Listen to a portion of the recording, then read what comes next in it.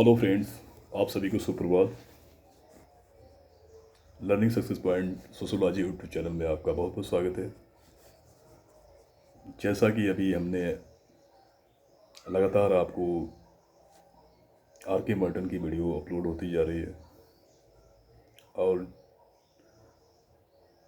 उसमें लगभग प्रकारवाद सिद्धांत के बारे में, सामाजिक संरचना के सिद्धांत के बारे में, उन्होंने उसके इंट्रोडक्शन के बारे में, दैन 4 प्रकार के जो थॉट्स दिए थे उसके बारे में आपको बात की गई है और प्रकट प्रकार, अप्रकट प्रकार का डेफिनेशन साथ में आपको बेहतरीन 2 एग्जाम्पल के माध्यम से आपको बताया गया है।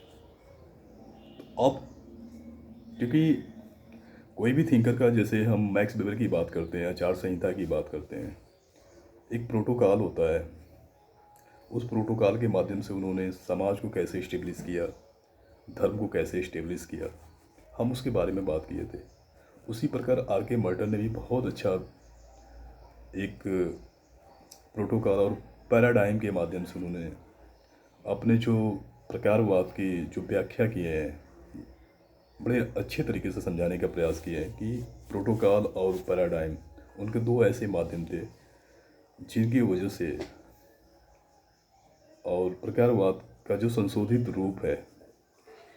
मैंने आपसे पहले भी कहा कि जो प्रकारवाद के इससे पहले जो आर के मर्टन से पहले जो थॉट दिए थे, विचार दिए थे, आर.सी. Brown, we. वेलेंस्की और टाकर पार्सन्स, ये 3 ऐसे समाजशास्त्री, मानवशास्त्री थे जिन्होंने इस प्रकार की बात की। उन्हीं तीनों की जो संशोधित रूप था कि उन्होंने इस प्रकार की बात किया, ऐसे बात किया, तो उनकी संशोधित रूप के द्वारा अपने खुद के थॉट दिए। तो उनके जो टूल किट्स थे, जो उनका औजार था, वो प्रोटोकॉल और पैराडाइम था। आचार संहिता और रूपरेखा के माध्यम से उसने जो आर के मर्टन ने प्रकारवाद की बहुत अच्छी तरीके से व्याख्या किया, तो वो जानने का प्रयास करते हैं। तो हम मर्टन द्वारा प्रकारवाद के संशोधित रूप की व्याख्या करते हैं। मर्टन ने अपने प्रकारवाद की व्याख्या आचार संहिता, प्रोटोकॉल और रूपरेखा पैराडाइम के माध्यम से व्यक्त किया और उन्होंने बताया कि मर्टन ने बताया कि यदि किसी समाज के प्रकार का अध्ययन करना हो तो क्या किया जाना चाहिए। हम कैसे कह सकते हैं कि इस समाज का हमें अध्ययन करना है, इस समाज में प्रकट प्रकार कैसे आते हैं, प्रकार क्या होता है, तो उसके बारे में हम जानने का प्रयास करेंगे। तो वो कहते हैं कि यदि किसी समाज का प्रकार का अध्ययन करना हो तो उससे पहले समाज की आचार संहिता का अध्ययन करना होगा। यदि किसी समाज के प्रकार का अध्ययन करना होगा तो उससे पहले हमें समाज की आचार संहिता का अध्ययन करना पड़ेगा। अर्थात कहने का मतलब ये है कि उस समाज द्वारा कुछ नियम कानून बनाए होंगे जो उत्तरोत्तर एक पीढ़ी से दूसरी पीढ़ी को हस्तांतरित किया जाता है। कुछ ऐसा तो है नहीं कि हम किसी भी समाज में रहते हैं, rural area, urban area, tribal area, कोई भी हमारा समाज हो, किसी भी कम्युनिटी का समाज होता है कोई, तो उसका एक प्रोटोकॉल होता है।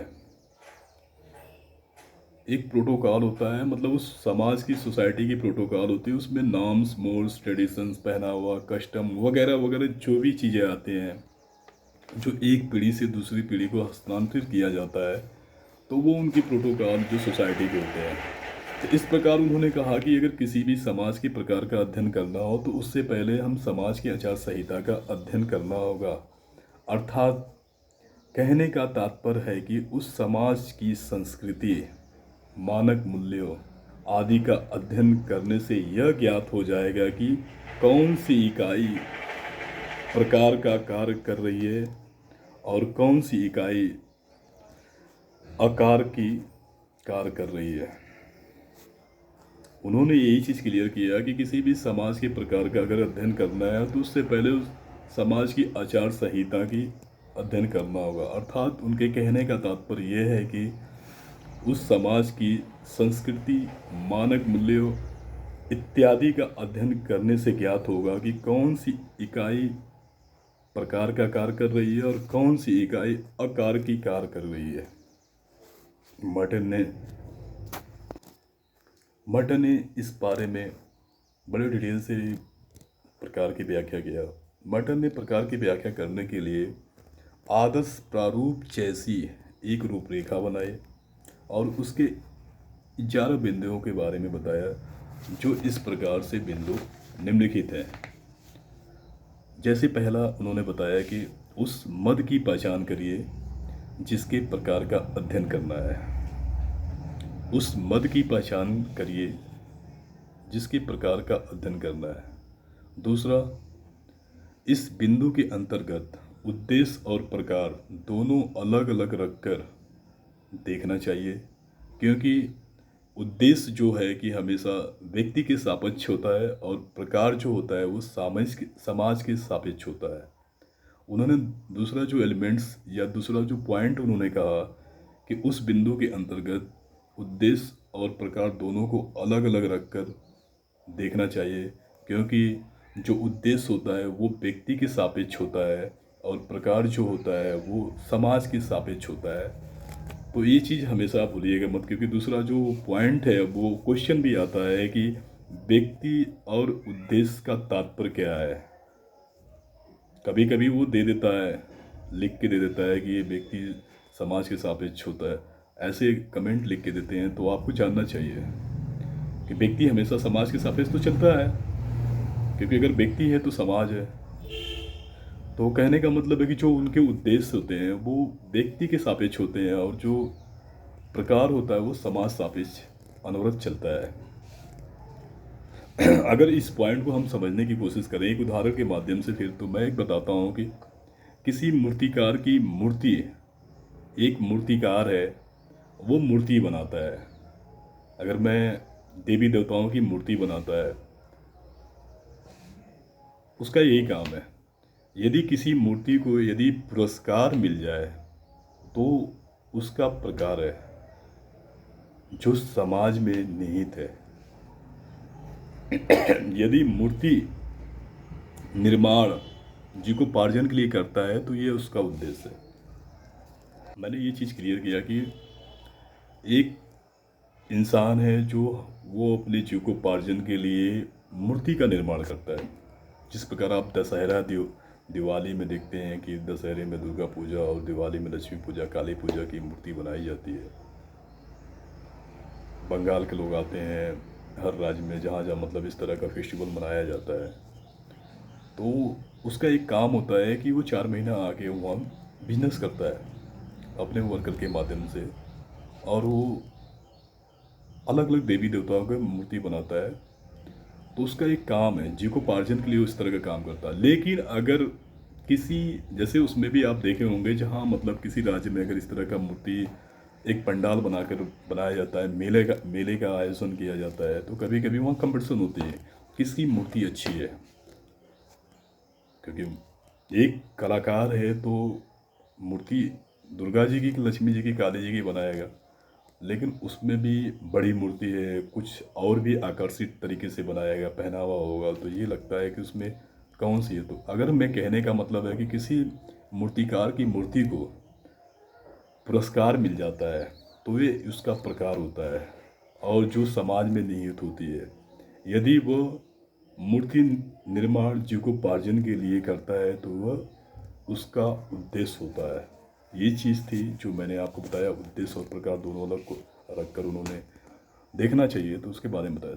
उन्होंने तीसरा आगे बताया कि यदि इकाई का अध्ययन प्रकार, आकार, दुष्प्रकार तीनों अवधारणाओं के आधार पर करना चाहिए। उन्होंने कहा कि किसी भी इकाई का जब आप अध्ययन करते हैं तो तीनों चीज़ आप देखना चाहिए, प्रकार, आकार, दुष्प्रकार, तीनों अवधारणाओं के आधार पर करना चाहिए उसकी व्याख्या।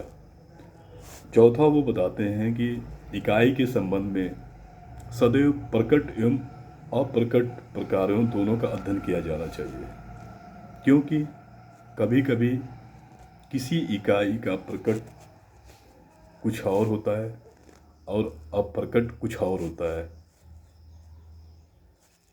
भाई किसी भी यूनिट का अगर आप अध्ययन करते हैं तो प्रकट और अप्रकट प्रकारों दोनों का अध्ययन करते हैं। तो किसी भी कभी कभी किसी कभी कभी किसी इकाई का प्रकट कार्य कुछ और होता है और कभी कभी किसी इकाई का अप्रकट कार्य कुछ और होता है। तो इस तरह उन्होंने इस तरह की आगे चल के और भी बिंदु दिए थे जो उनका एक आदर्श प्रारूप के माध्यम से वो समझाने का प्रयास करते हैं। तो एक बार और अगर रिवाइज यही है कि उस मत की पहचान करिए जिसके प्रकार का अध्ययन करना है, उस बिंदु के अंतर्गत उद्देश्य और प्रकार दोनों को अलग रखकर देखना चाहिए, क्योंकि उद्देश्य जो होता है व्यक्ति सापेक्ष होता है और जो प्रकार होता है वो समाज सापेक्ष चलता है। किसी भी इकाई का अध्ययन प्रकार, अप्रकार, दुष्प्रकार तीनों अवधारणाओं के आधार पर व्याख्या करना चाहिए। इकाई के संबंध में उन्होंने आगे भी बताया कि प्रकट और अप्रकार दोनों का अध्ययन करना चाहिए, क्योंकि कभी कभी किसी इकाई का प्रकट कार्य कुछ और होता है और अप्रकट प्रकार कुछ और होता है। तो ये थी उनकी जो संशोधित रूप थे। मर्टन ने स्पेशली जो पैराडाइम और प्रोटोकॉल के माध्यम से उन्होंने व्याख्या किया, जिस प्रकार उन्होंने कहा कि अगर किसी भी समाज का अगर अध्ययन करना है तो उसके आचार संहिता का अध्ययन करना होगा। इस तरह आगे, क्योंकि आचार संहिता जो संस्कृति, मानक मूल्य इत्यादि होता है उससे पता चलता है कि कौन सी क्रिया प्रकार का काम कर रही है, कौन सी क्रिया जो है कि अकार कर रही है। तो इससे ये पता चल जाता है। आपको कोई भी समस्या हो तो चैट बॉक्स में ज़रूर शेयर करें। Thank you so much for watching videos.